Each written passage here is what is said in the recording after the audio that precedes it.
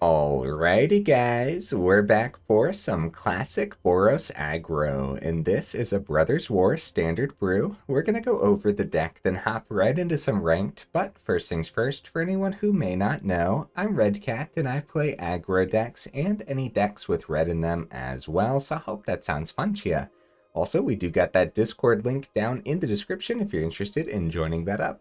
Okay, what do we got in the build here? Nothing fancy. This isn't Boros soldiers or this isn't Boros artifacts, for example. It's just good old-fashioned aggro, which is why I called it classic, right? We got 4 Kumano faces Kakkazan, 2 Phoenix Chick, and 4 Play with Fires.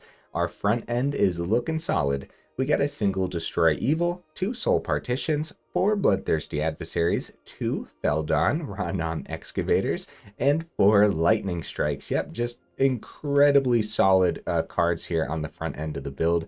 And then our 3 drops are probably even better. These are just completely stacked. We got 4 Brutal Cathars, 4 Reckless Stormseekers, and 3 Sunrise Cavaliers, which used to make an appearance in a lot of different Boros builds, but we don't see it as often, huh? So it's a 3-mana 3/3 with Trample and Haste, and if it's neither day nor night, it becomes day as Sunrise Cavalier enters the battlefield. Whenever day becomes night or night becomes day, put a +1/+1 counter on target creature you control. So a pretty solid one, especially when modified creatures is going to be important, because on the very top end here, we got a couple Thundering Raijus. Only 2 this time round because the rest of the deck is just completely packed, right? Now we do have 24 total land here, mostly because, like, why not 23, which is what you usually see in a deck like this? This is a lot of 3 drops, and you know, we still want to see 4 mana for the Raiju too, so yeah, I think 24 mana is going to be fine. I don't think we're going to flood out too often. Even if we hit 6 or 7 mana, we're probably going to be using it often, especially when like Bloodthirsty Adversary has that ability where you can kind of consider it a 5-drop too, and you'll be pretty happy about it. Has a lot of great targets in here for the Adversary ability as well, so yep, just simple aggro. There's really not a lot to go over here. The synergies are just better off to be explained in the actual matches, you know what I mean? So obviously in the mana base we have 4 Battlefield Forge, nice. Now Crucible and Seat of the Empire. I thought about 2 Seat of the Empires, but I think we're going to be fine with 1 of each of the legendary lands. Honorable mentions, guys. Hopeful Initiate is actually what I had in here originally. And I think Phoenix Chick is just going to put in a lot more work, surprisingly. Now, Hopeful Initiate is definitely a card to still think about, though. And a card like this with that bottom ability, you could consider dropping like the Destroy Evil and stuff, too, since the Destroy Evil's in here really to hit the enchantments. Also, something with the Soul Partition. Why not other removal? Like, why not an Abrade, or why not like a Fateful Absence? I think this deck really can pile through the damage, so a little bit of tempo from the Soul Partition is going to go a lot further when the opponent has a lot less turns to actually recast that card, so I think Soul Partition is going to be perfect in here. That's it, guys. Like I said, super simple build. Let's go ahead, take it into some ranked, and see how we do.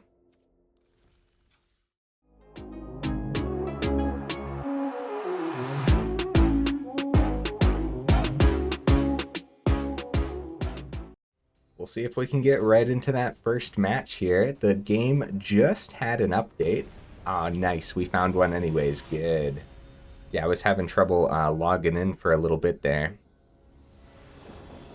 All right, let's see here. Opponent goes first. This is an all right hand, especially if we're up against like mono red here, right? The Play with Fire can go a long way to removing those early creatures that mono red's going to be slamming down. Except Feldon, right? So if they have Feldon, the Play with Fire gets a little bit worse, but that's okay. Overall, I'd say this is keepable. Opponent? Oh, there you are. Okay. Alright, let's keep this. A Swamp, Evolved Sleeper. Yeah, the Play with Fire is gonna come in handy, I see.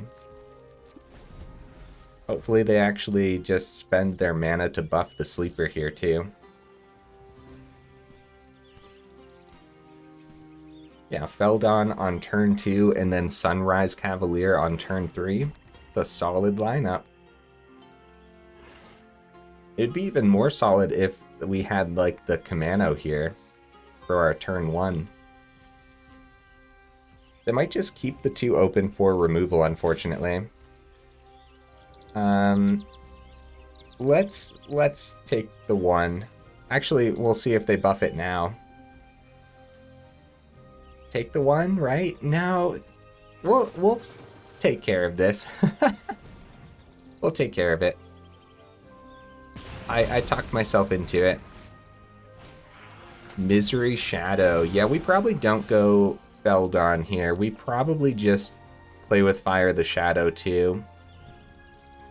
Feldon probably gets through. Yeah, Misery Shadow's a little bit of a problem against a deck like this, though. We should probably hit it and take care of it. How do you guys feel about that?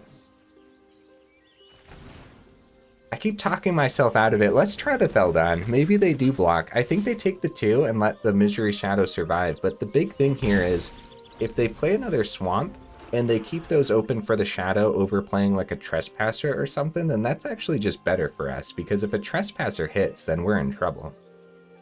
And they might use mana to actually take out the Feldon as well, so... Okay. It's going to be an underdog, and now the Shadow can only buff once, so the Lightning Strike still hits it. Nice. Kumano. Let's get the Battlefield Forge down. So we could probably successfully swing with Feldon, but not the Cavalier. Like, that's a terrific trade for them. So I'd rather start with a swing and see what they do. Going to be a cut down. Okay. So now the Play with Fire can successfully hit the Misery Shadow, which we probably want to do. And then it's probably just going to be, yeah, we're going to save the Lightning Strike and just go Kumano this turn. We want to hit this before they can buff it, right? That makes sense to me. Kumano should probably come down over the Lightning Strike, so next turn the Cavalier can come down as a 4/4 with the counter to get over the underdog. So, wasting a little bit of mana here, but like overall that's fine. We can also like drop the full control to make them think we have another Play with Fire or something too, but a little bit unnecessary probably. And I think we have to keep hitting like the full control for it to actually stick the whole time. End of combat. Passing to main phase. Oh, Flesh Scourger's disgusting, guys. At least Lightning Strike hits it, but we're probably still just going to go the Cavalier and swing, but the lifelink on the Flesh Scourger is super brutal. We don't want to miss this extra counter, though, from the Kumano, right? Crucible's a fine draw. Going to be taking 1 here. Yeah, Flesh Scourger has to be... It's a problem. It's a problem, guys. It has Menace, too, so it's not like we can successfully keep this back as a blocker. And even if we do, they could easily find more removal. Go for the Throat is very much a thing in mono black, so I guess we're just going to take some damage. They're going to gain 3. We have 4 mana, so Sheoldred could drop this turn too. Nice. Switches to nighttime. Extra counters, good, but like I said, go for the Throat, man. So we're going to take the 3 to take out the Flesh Scourger, and then keep the Lightning Strike open for the underdog next turn. Should we start with a swing? Do we want to keep this as a blocker? No, I don't think we do. Let's start with the swing and see if they remove the Cavalier. Yeah, Infernal Grasp for the Cavalier. Okay. So Etching hits for 2. We're going to take 3 for the ward. Feel like they're going to have more removal available here. Either way, we got to hit Flesh Scourger, right? We could wait for their turn too, but I don't want them to draw for some reason. I'm trying to think of what Mono Black could draw into for the Flesh Gorger, but my brain is telling me to do it now instead of waiting. And then we'll keep the other Lightning Strike open. Down to 5, and this is getting dangerous, to say the least. It's going to be another cut down, maybe, for the etching? Maybe. Nope, they're going to go ahead and save it. Pretty tough first match here. Let's go ahead and take out that underdog. Now, the good news is... Oh, yeah, Etching exiles it. Nice. Another mountain. Let's go ahead and use the Crucible of Defiance, because, like, we can start getting some good damage here, especially if they start drawing just land. Like, we can really start getting some good damage. Nope, it's going to be a cut down. Well, this is anyone's game, because now we're both top decking. Although they could find, like, oh, it might be... We found mana too. You know what? I'll keep that in hand as well, opponent. It might not. They might have not drawn land, but the way they looked at their swamps... Yeah, we're both just top decking now. Wow. I mean, they played a swamp. Taking a damage for the Cavalier is definitely worth it here. This is 5 damage. Could be more removal for the Cavalier as well. It's too bad we can't flip it back to daytime here to start putting counters onto the spirits. Might be like another Infernal Grasp, which might be why they're kind of waiting.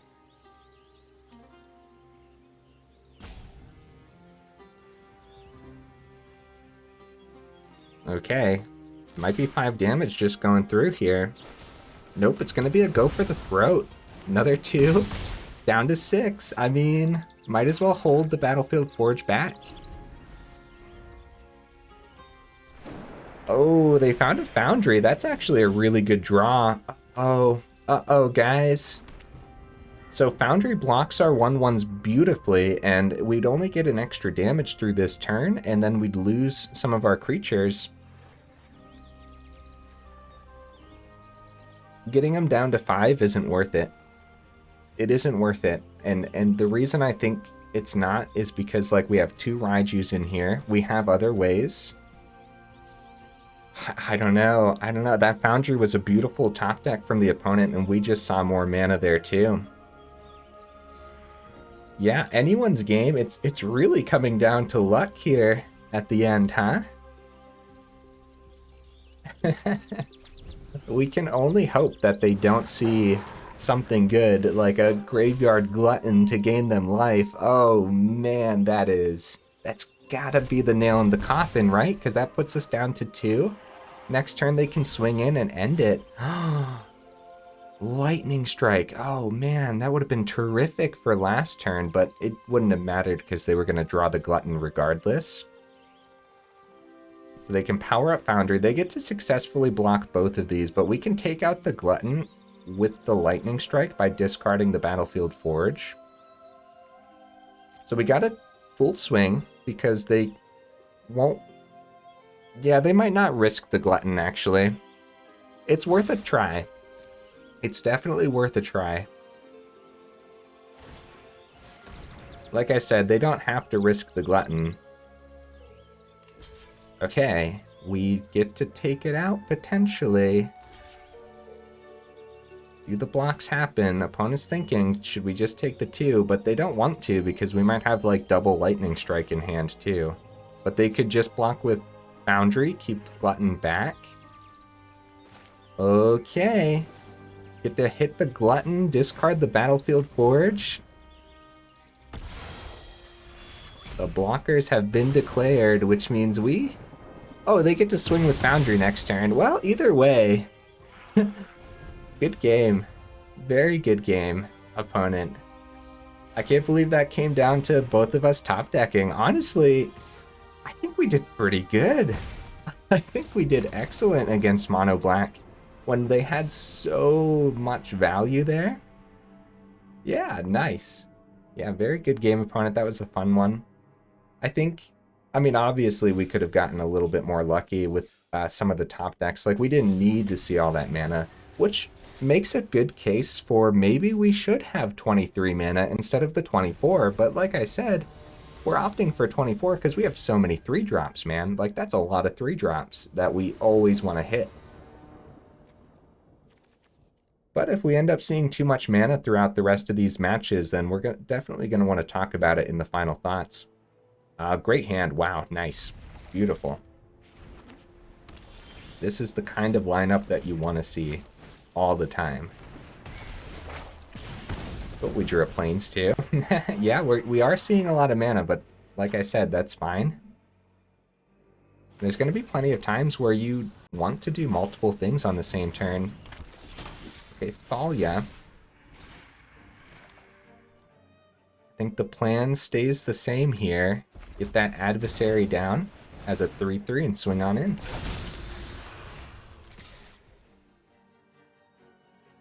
And then Stormseeker can drop next turn. If they try to get a little bit aggressive here, they're going to be taking a ton of damage next turn. Like, if they swing here... Okay, Rafine. Nice. Actually, that's perfect. Buff the Thalia.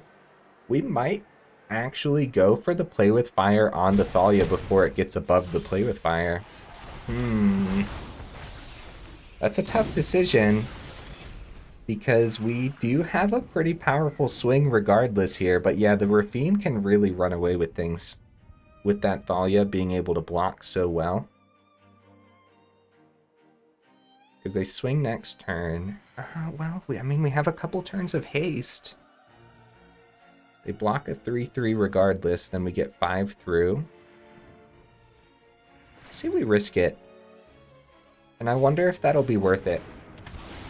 Get that Stormseeker down and start swinging here.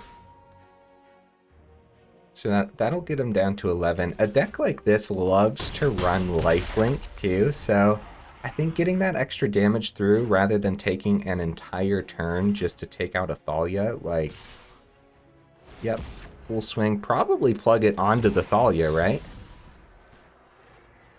And at this point, they can go land and then drop like a Shieldred, which would be awful, but honestly, it would be a lot worse for them to get lifelink.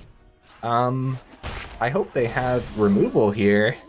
Uh-oh. What happened there, opponent? Oh, I guess maybe they were looking for an untapped mana. Wow. I mean, I'll take the victory. Yeah, they got rid of a tower. They cycled through. They must have been looking for an untapped mana, but at the same time, they technically could have survived a little bit longer there. But our board state was sick, huh? The Cavalier was going to come down. This was about to give something +2/+0 and trample, which would have been awesome. Then we ended up drawing another mana there too. So yeah, 6 total land was drawn this game. So just another noteworthy thing with the mana base. So maybe it is 23. We'll see though. I do think there's going to be games where we struggle to find the 3rd mana. And then we're going to be pretty grateful that we have 24 in here, right? Wow, right into the next match right away. Very nice. So why not just play mono red, right? Most of the deck is already red. I think the main reason to try Boros is just a little bit better removal. When you are playing mono red, it all comes down to the burn, which can be pretty unreliable at times, especially when you hope for that burn to go ahead and hit the opponent's face as well. So by squeezing white into a build like this... Alright, let's keep the Play with Fire open here. Yeah, we just kind of get options for better removal, and cards like Brutal Cathar and stuff work so well already with the other Daybound, Nightbound things going on here too. We will hit the opponent's face here. We'll totally do that. Get that scry in too. Oh my, yeah, no thank you. More mana. They're trying to flood us, guys. Wow, 3 Brutal Cathars this game too.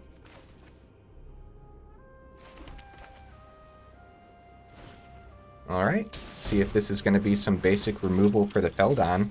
Nope, no Fateful Absence or anything like that. Wow. Wow, they're just keeping that open. Alright, we're gonna start with a swing, and we might actually play a Brutal Cathar here. I feel like we shouldn't, but they might switch it to nighttime too. Do we play one? I feel like we really shouldn't here. But we have 3 of them. Alright, we'll get one down. We'll start the daybound, nightbound nonsense. Get that rolling, I guess. Because they might pass back, and then it's nighttime. Awaken the Woods. Nice. Okay, that's pretty cool. Well, we probably get a free swing here. Because they're probably ramping with that. So let's start with the swing. Probably get 4 through, I would say. And then we'll play Brutal Cathar number 2. And grab one of these at least. At this point, like that play with fire that we hit their face with earlier could have taken out this, and that might have been enough to stop their ramp. Wow, they just end up conceding there. I really wish we could see the opponent's hand sometimes. What on earth? We did have pretty good value. They must not have had a lot. The lightning strike was going to be great there. They didn't necessarily want to chump a Feldon, right? That would have been particularly bad. They didn't know we had the 3rd Brutal Cathar. Maybe whatever they had was about to pass back to us, right? So nighttime would have happened and we would have had a couple brutes on the board. Maybe that was enough to make them say, nah, I'm good. But I don't know. Yeah, hey, GG, I'll take the victory. I'll definitely take it because, man, it is hard to win sometimes, right? I like the deck so far. It's super simple. There's nothing fancy going on here. We're just hitting the opponent's face, taking out creatures when we can. All right, opponent, what you bringing to the table? Wow, yeah, a lot of mana again. We go first, too. This is a slow hand for going first, technically, right? Let's give it a shot, right? We just got 2 victories in a row. I'm okay with just giving this hand a shot to test the waters a little bit, I suppose. Get to keep that play with fire open here. Also, we have like a lot of great draws. A lot of great 2-drops to draw. Even just some 1-drops would be okay. Shattered Sanctum, let's hit the opponent's face, go for the scry. Brutal Cathar.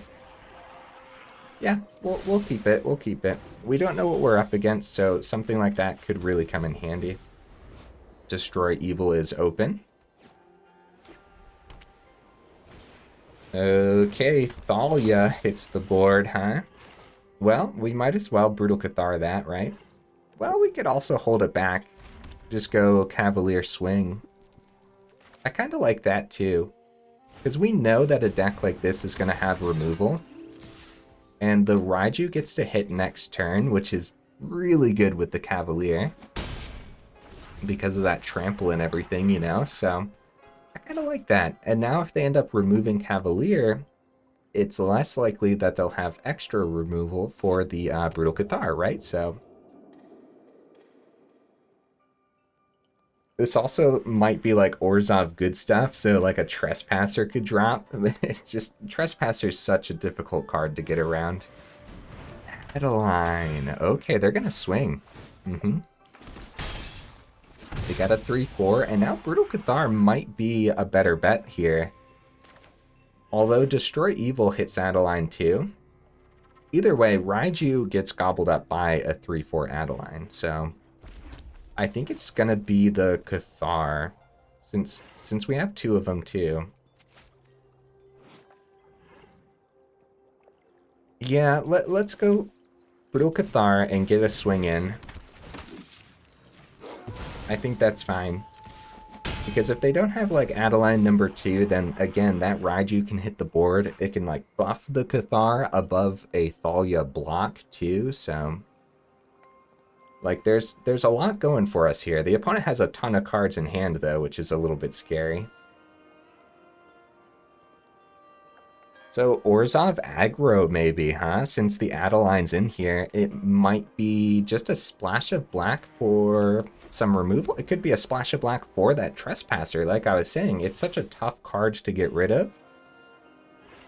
They could be keeping a Wandering Emperor open here. This could be the kind of deck that runs Sheoldred too. This could be Orzhov Legends. Oh, that would be cool. That sounds cool. Yeah, Orzhov Legend sounds epic. Let's see. Yeah, they pass it back to us, huh? Moonrage Brute. Let's put it on the Cavalier. The Brute already has a huge target on its back, guys. Just putting extra counters onto it. Like, sure.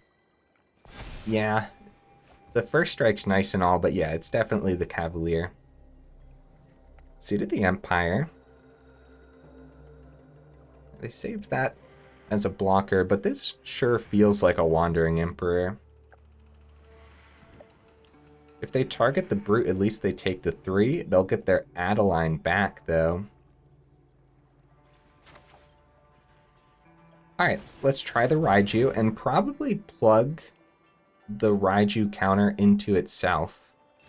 Even though it's a little bit less damage from the ability, I think that's the best bet here. It's going to be a go for the throat. Okay.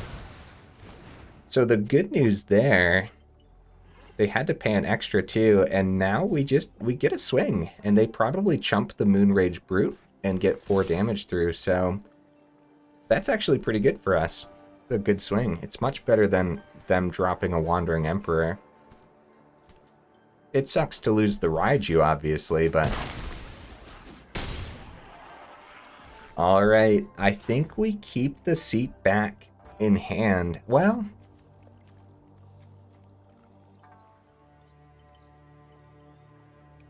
yeah, we keep it in hand for now, I think. I think the seat could come in handy in a match like this. Okay, they found their 5th mana.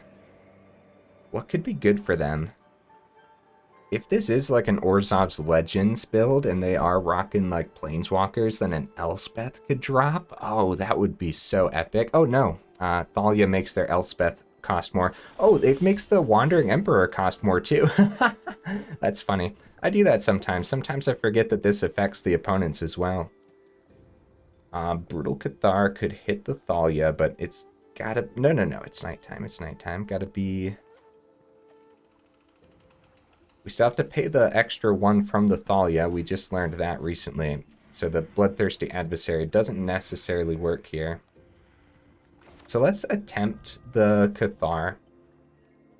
I guess we could do that after combat. Just get another Brute down.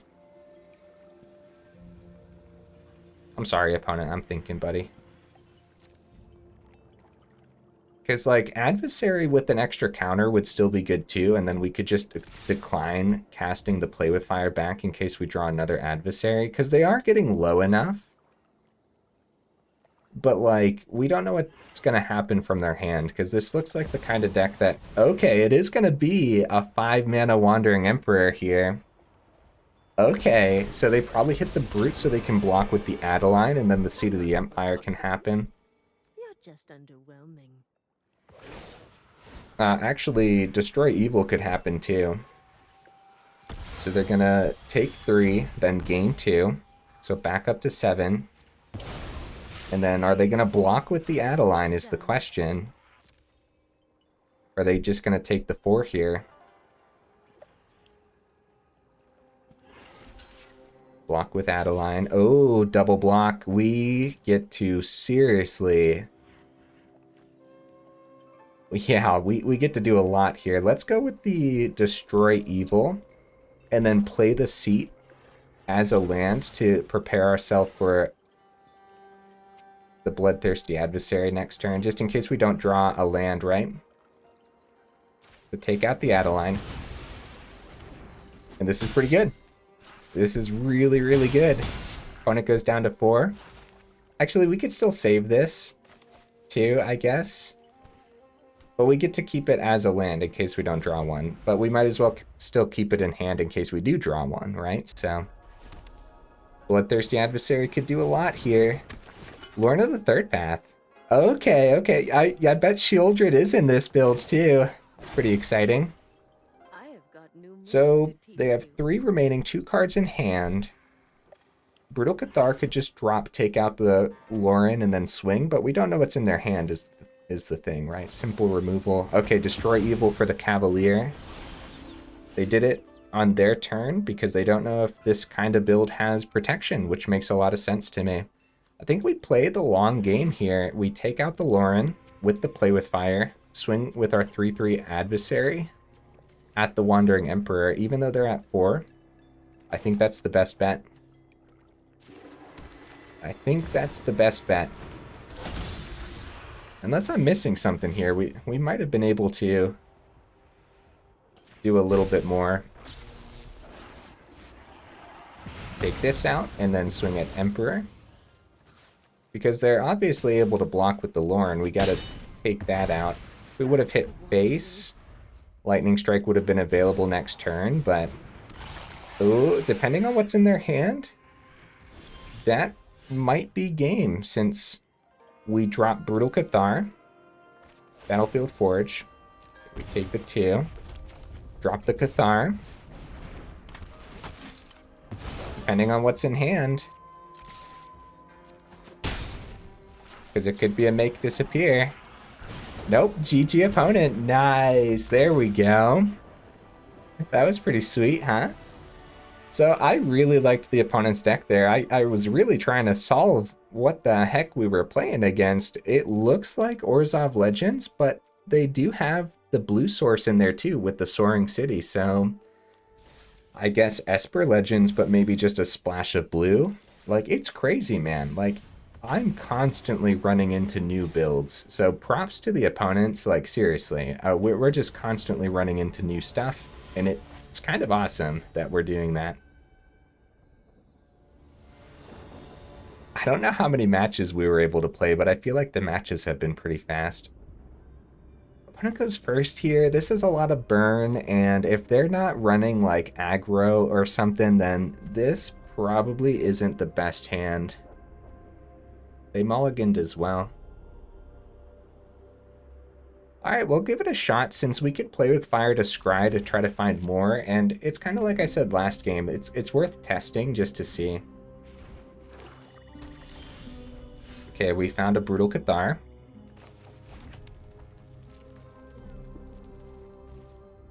Yeah, just have the Play with Fire open, see if they play a creature worth killing.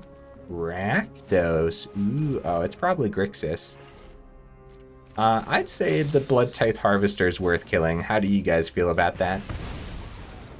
I'd say that's worth hitting. Okay, Adversary. We might as well play it. Get a swing in. Gets a creature on the board too, so. And then we have Brutal Cathar available for next turn. Yep, it's going to be Grixis. Corpse Appraiser. It's not the greatest card to hit with the Cathar. I would say the Lightning Strike is a little bit better here, even though Cathar gets us a body on the board. Like, they have so much removal. Wow, they just lost 2 Abrades though, so I mean, that's something.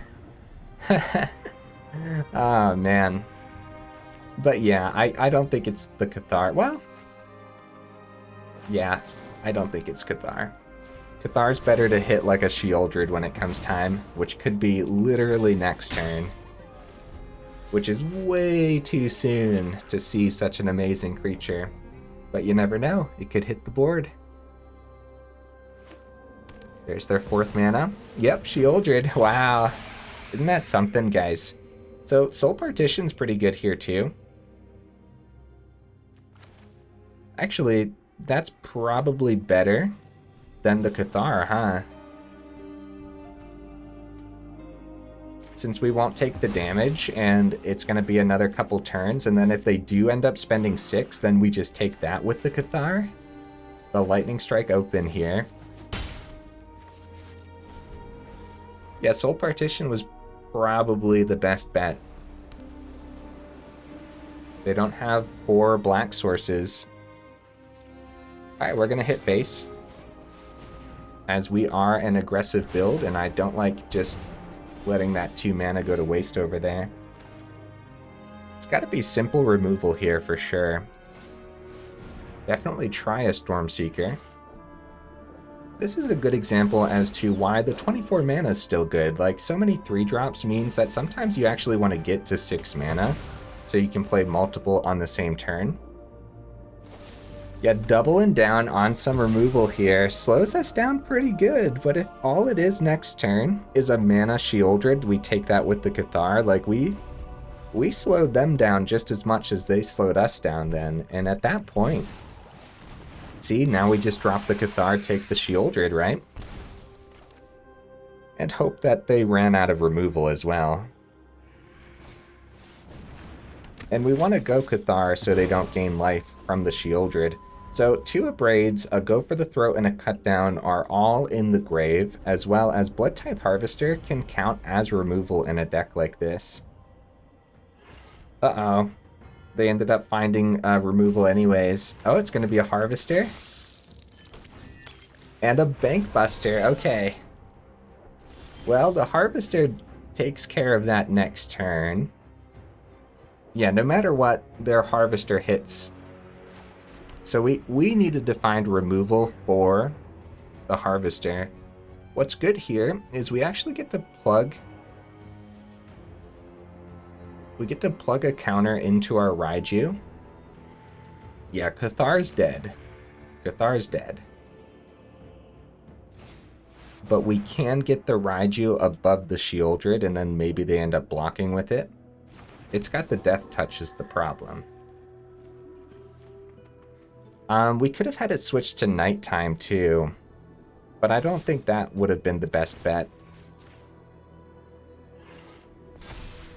The power-up Bankbuster? It's actually not too bad. Oh, except for the fact that they can draw this turn with it too. Oh, okay. Because, yeah, I was going to say, if we can stop them from getting extra cards while the Shieldred's on the board, then that would have been pretty good as well. Because now they pop the Harvester, kill the Cathar, Shieldred comes back, they activate Bankbuster ability, draw a card, gain 2, and then we are just in some serious trouble, right? Yeah, we're in trouble. They have the Bankbuster ability to gain. So I wonder what they end up doing with the Raiju this turn. Let's get the Stormseeker down, or try, right? They get to draw cards off the blood tokens too, so this is very, very, very sketchy. They might take the 5 from the Raiju if we just plug that counter onto Raiju and then have them block the Stormseeker. Getting rid of that, going back up to 10. Yeah, Shieldred carries these Grixis builds, but the Grixis builds are set up so well to be able to gain them a ton of life from the Shieldred. So I wonder, they probably just take the 5. That's right, it is nighttime, so our Storm Charge Slasher is actually really strong. They're going to need to have like extra removal in hand to stop this epic onslaught that we have here. So we're just going to plug that into Raiju and hopefully get rid of this Shieldred, but if they take 10, then we hit them with the Play with Fire to their face and hope they don't have anything in hand.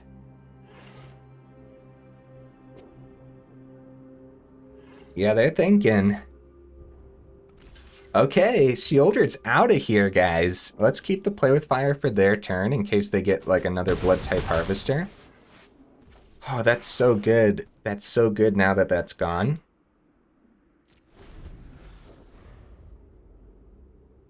But now we need epic draws. Like another Raiju would be amazing.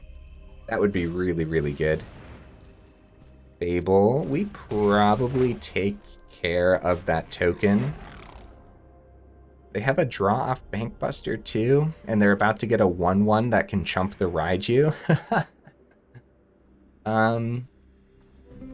So a Play with Fire to their face might make more sense since they already have a chump blocker ready. We could at least scry a land to the bottom and just search for something better, like an actual creature. All right, call me crazy, guys. I'm gonna hit their face. They could also draw off Bankbuster and look for like a make disappear and then counter the play with fire since we only have 1 mana open. Looks like that's what they're gonna do here. They get their 1/1.